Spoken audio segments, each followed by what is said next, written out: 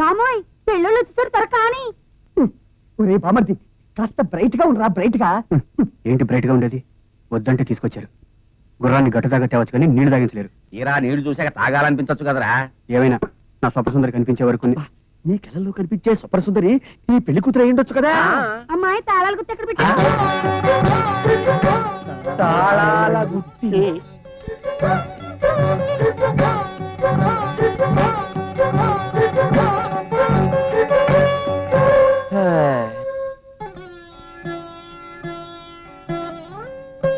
అమ్మాయి లక్షణంగా ఉంది, ఒకసారి చూడరా బామ్మర్ది. చూడను. బావా పల్లెటూరు సిస్టర్ ఫెంటాస్టిక్. చూడు బంగారు బొమ్మలా ఉంది. మరి ఎంత సిగ్గుపడిపోతారేటండి, అమ్మాయిని కూసితో తాళేసి చూడండి. అయ్య బాబోయ్ అల్లుడు గారు నన్ను చూస్తారేంటి? అల్లుడు గారు అది నా పెళ్ళామండి. Side side red. బాగారు ఇంతకీ అబ్బాయి ఏం చేస్తున్నట్టు? ఆలోచిస్తున్నాడు.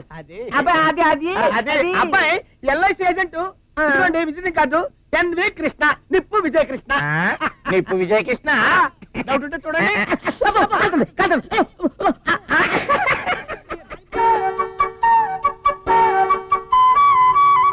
అత్తయ్య గారు అమ్మాయికి ఏమైనా పాత ఉత్సాహాన్ని అడగటం మామూలు పత్తండి, కానీ ఈసారి అట్ట కాదండి. తమరు ఏమీ అనుకోపోతే ఆ ప్రశ్నలు మేము అడుగుతామండి. అన్నయ్య అడిగాయి.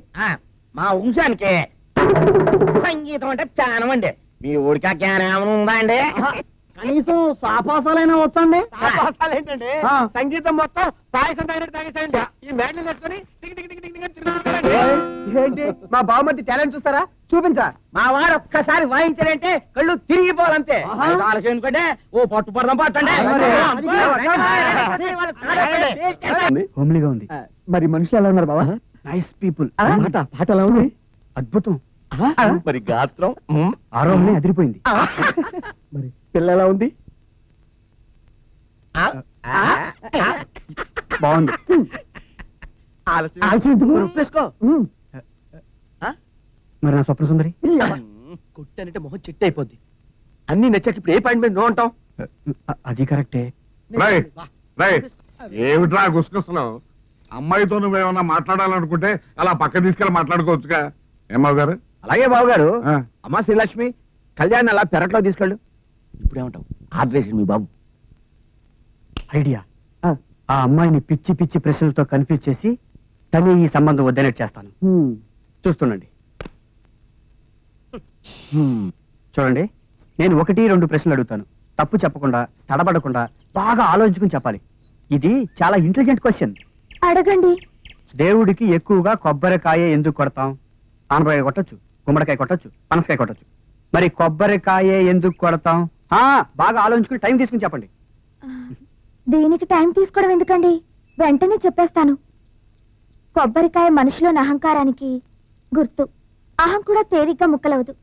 భగవంతుడు ముందు నుంచున్న భక్తుడు తన అహాన్ని ముక్కలు చేయడానికి సూచనగా కొబ్బరికాయ బద్దలు కొట్టి నువ్వే దిక్కు దేవుడా అని చేతులు జోడిస్తాడు.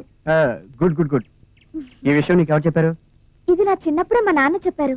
మీ నాన్నకి ఇంకేం పని లేదా? చిన్నప్పుడే అంత పెద్ద విషయాలు చెప్పాలా? నేను ఇంకా క్లిష్టమైన ప్రశ్న అడుగుతాను. ఇదంత ఈజీ కాదులే. దాంపత్య జీవితం సరిగ్గా సవ్యంగా సాగాలంటే కావలసిందేమిటి? ఆస్త, ప్రేమ, అంతస్తుల, పిల్లల? బాగా ఆలోచించుకుని టైం తీసుకుని చెప్పు. ఇది చాలా కష్టం అనుకుంటా. దాంపత్యమే కాదు, ఇద్దరు మనుషుల మధ్య ఏ బంధమైనా సవ్యంగా సాగాలంటే కావాల్సింది ఒకరి మీద ఒకరికి పూర్తి నమ్మకం. ఒకరినొకరు నమ్మలేని రోజున, ఆ నమ్మకం పోయిన రోజున ఆ బంధం తెగిపోయినట్టే కదండి. ఈ విషయం నీకు ఎవరు చెప్పారు?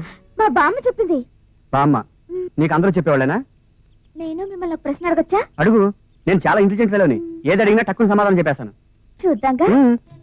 పెళ్ళైన తర్వాత శోభనం 3 రాత్రులు చేస్తారు. దాన్నే 3 నిద్రలు అని కూడా అంటారు.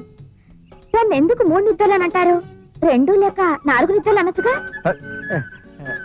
ఏంటి సమాధానం చెప్పకుండా అలా పైకి చూస్తున్నారు? అది కాదు, అది జాన్ చెట్టుని చూస్తున్నాను. Very nice, very nice. ఈ జామ చెట్టు నా ఫ్రెండ్. ఏంటి, నేనేమన్నా చెవులో పువ్వుగల్లా కనిపిస్తున్నానా? చెట్టు పుట్ట ఫ్రెండ్ అంటే ఓహో అని నమ్మేయడానికి. అయితే మీరు నమ్మరా? నమ్మను. సరే, మీరు ఇప్పుడు జామకాయ కోయాలంటే ఎలా కోస్తారు? Very simple.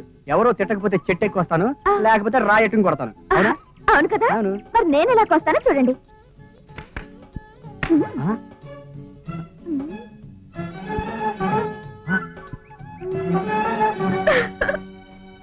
ఏయ్! ఉమ్, ఉహుం. ఉహుం. ఆ? మనం కొడితే కొబ్బరికాయ పడతాయి అనుకుంటా. అయ్య బాబోయ్, ఇది కూడా బాబు. అబ్బా! ఏంటండి అబ్బాయి గారు? అదే ఏం లేదు ఈ అమ్మాయి మనకే షాక్ ఇచ్చింది.